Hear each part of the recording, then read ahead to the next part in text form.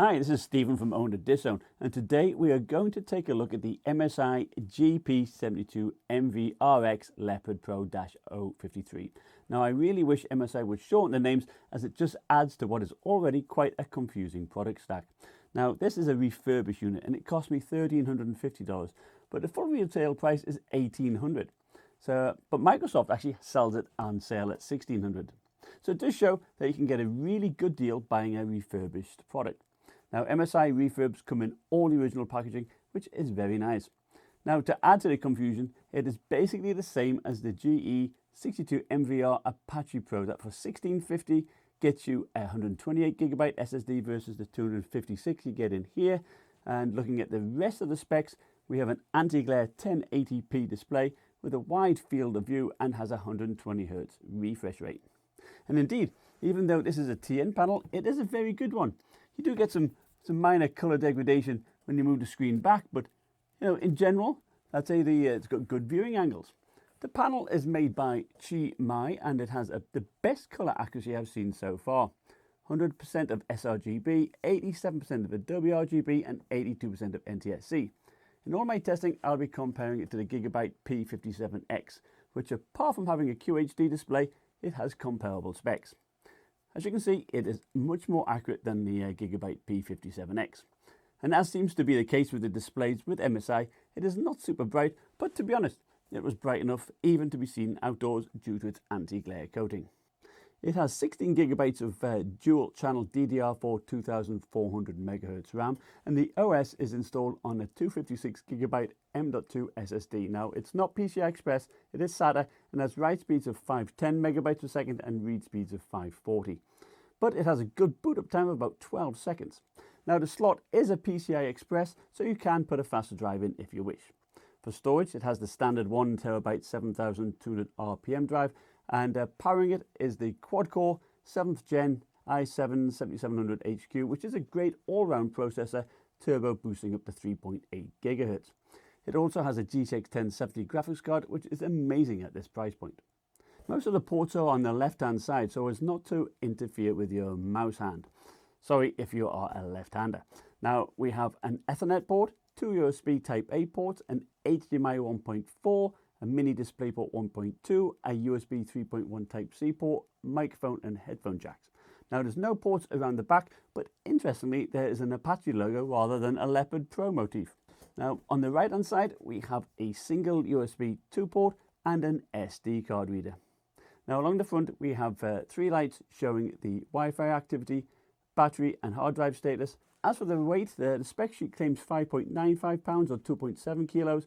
Now, my scales say 6.9 pounds or 3.1 kilos, but it's still lighter than the Gigabyte P57X, which was at about 7.2 pounds. Now, the laptop follows the same theme as MSI's other gaming laptops, with a brushed aluminum chassis, lid, and the hallmark emblem, which grows nicely in the dark. Now, the screen has a little bit of flex to it, and pressing on the logo, you do get a bit of movement, but in practice, I've never had any issues.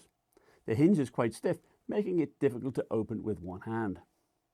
Contrary, I've had such units actually fall off the table and even my dog walk on top of these things. And you know what? This brushed aluminum on the lid here, it's very good for scratches. It doesn't show any scratches, and I do believe that the flexibility does help cushion some of the knocks it might take. Now, the underside is made of black plastic, and you have some venting over the heat pipes and a small vent over the GPU fan intake. But strangely, the CPU fan intake is blocked off. The same applies to what looks like what could have been more additional vents here. Now, I thought this was very strange. Here you have the subwoofer, and you will also notice a factory seal sticker over one of the screws to put you off doing any upgrades. Now, I have spoken to MSI in the past, and they told me it was okay to upgrade things like RAM and hard drive. So I'm still annoyed that they do this type of thing. The mouse buttons are nice and big, but they do make a rather loud click. So there's no stealth work going on here. But it's nice to have that tactile feedback. I do like that. The Synaptic trackpad has a slight texture to it, and the mouse movement is nice and smooth. Scrolling is good, and whilst pinch to zoom works, it's not super smooth. Now, the keyboard, it's made by SteelSeries and has a decent distance of travel and good finger spacing between the keys. It has a separate number pad and good separate keys to alter the screen brightness and volume. To the right, you have control over the key backlighting brightness. Up near the power button, you have a button that cycles through some preset key colors and a cooler boost fan button, which gradually cranks up the fan to its maximum fan speed, which is about 5,783 RPM. Now, it does take a good 20 seconds to get up to that speed, but it is fairly quiet at 42 decibels. Now, that's not far off the max fan noise you get with a Max-Q laptop with a full, but this has a full-powered GTX 1070 in it. We will see what the temperatures are like shortly. At idle, the CPU fan speeds at 2,400 RPM and it is 25 decibels, whilst the auto fan max load is 5,500 RPM at 40 decibels. So this laptop is quiet, and sure that the fans do cycle at idle, but you know, it's a thin and light 17-inch laptop with full power hardware in it. Now, software-wise, you have MSI's Dragon Center, which you can use to create a shortcut to a program via the app portal. You can monitor all the speeds and temperatures in the system monitor, and in the LED wizard, you can customize keyboard lighting in 3 zones or choose some preset options such as breathing, wave, or audio, where the lights pulse to any music that is playing. In the system tuner, you can select turbo and overclock the GPU. Now, the core, you can overclock the core by 200 MHz and the memory up to 350 MHz. Now, I did compare this using MSI Afterburner and I got pretty much the same results. So kudos to MSI here, because normally with overclocking software in a computer by the OEMs, they rather do anemic settings. Now, if you had an HK processor, you would be able to overclock the CPU as well, but unfortunately you don't. Now, you can, however, alter the fans here. It defaults at auto, but you can set fan speed to suit the needs by altering the CPU and GPU fan profiles depending on the temperatures. I think this is great to have this customization in a $1,350 laptop. Now, over at the Mobile Center, you can install a companion app on your mobile phone and view the same information you'd get on the computer screen whilst playing a game. Now, the last option are tools. To note here, you can create recovery media, and something I haven't seen of any other manufacturer is the ability to calibrate your battery to keep it healthy. Audio-wise, you have the Nahimic sound software. It's exactly the same sound software as you get with the Alienware computers. Usual stuff, choose various profiles or alter the treble, bass, and volume. You do have a sound tracker function which places a blue circle on the screen upon which is a pointer, and it shows you the direction the sound is coming from. Now personally, I found that as a bit of a distraction, so I never use that. So here's what the webcam looks and sounds like. So it has a 720p webcam. I think it's a little bit grainy, but you know, it gets the job done okay. Since it has a subwoofer, how loud do these speakers get? It's supposed to have 4 speakers, but I could only hear the 2 that are at the front and the subwoofer underneath. Well, 79 decibels isn't bad. That's higher than the P57X, which was at 75. They were nice and clear too, so I did like them. Okay, before I launch into how it performs, we will take a look at its power usage and battery life. At idle, it used 47 watts, which is quite typical, and at load, 190 watts. Now, the spec sheet says it has a 180 watt power supply, which is wrong. Thankfully, it comes with a 230 watt one. Undervolting the CPU by 120 millivolts brought the CPU load power down by about 5 to 8 watts, which, as you'll see, helps a lot on the temperatures. Now, don't expect it to be an Energizer bunny though. With only a 51 watt hour battery, it only lasts 2 hours 50 minutes. And that is using Optimus. The Gigabyte P57X got nearly double that, and that was with a QHD display. One thing that will affect battery life is that it doesn't always charge up to 100%, even at idle. I was stuck at 91%, and it wasn't charging. Now, I actually think this is quite a good thing, as it does prolong the life of the battery. All right, performance time. Let's start with the CPU test. CINEBENCH R15 multi-thread test sees a score of 728, which is where the i7700HQ should be. If you want to do a lot of CPU work, perhaps video encoding or rendering, it might make sense to get the GT73VR with the i7-7820HK CPU. I use ADOBE Lightroom to convert 50 photos to a slideshow and measure the time taken.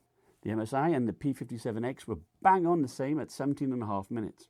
Again, as can be seen from my Sage NP98773, clock speed is king. So if this is the type of work you do a lot of, then you might be better off with an HK CPU model.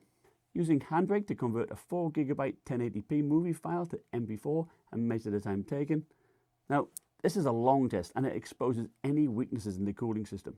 And indeed, the CPU here went up to 93 degrees Celsius with the auto fan.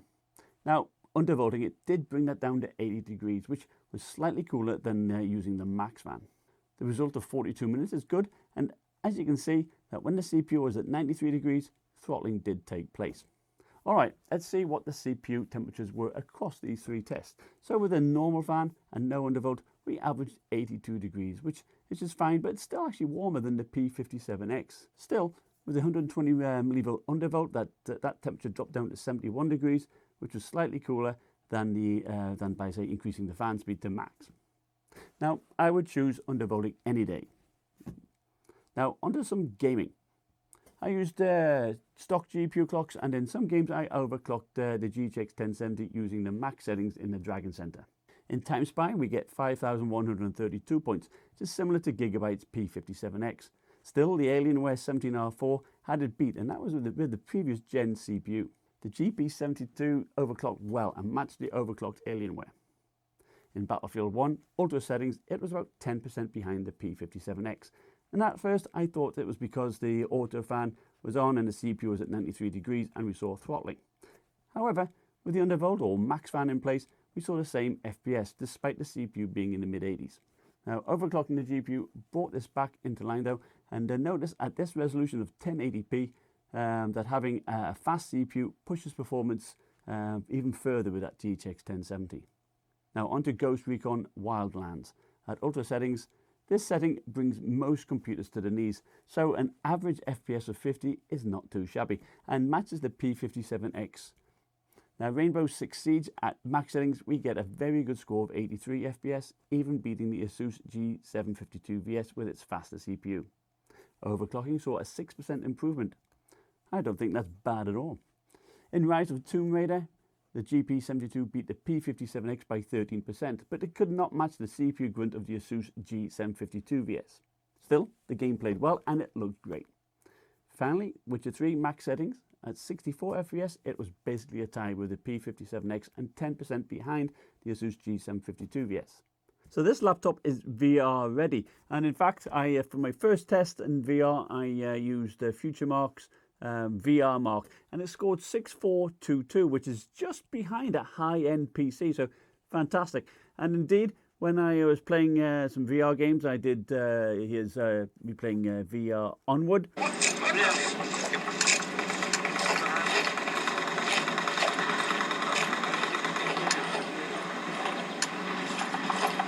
And also playing VTOL VR.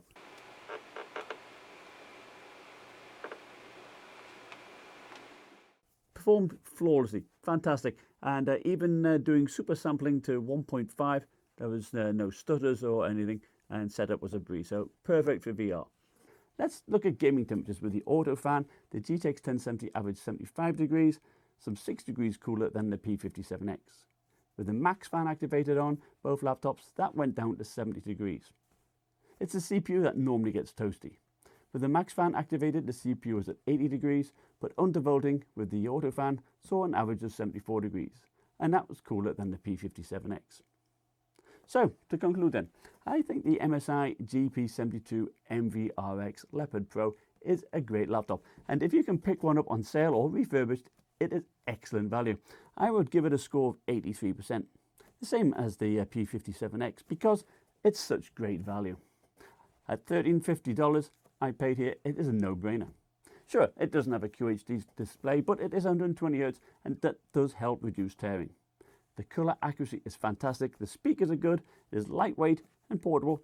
It doesn't have the removable drive caddy like the P57X does, nor does it have very good battery life, but it's still a solid performer and it's worth considering. Thanks for watching, like and subscribe, and I'll see you next time. Bye.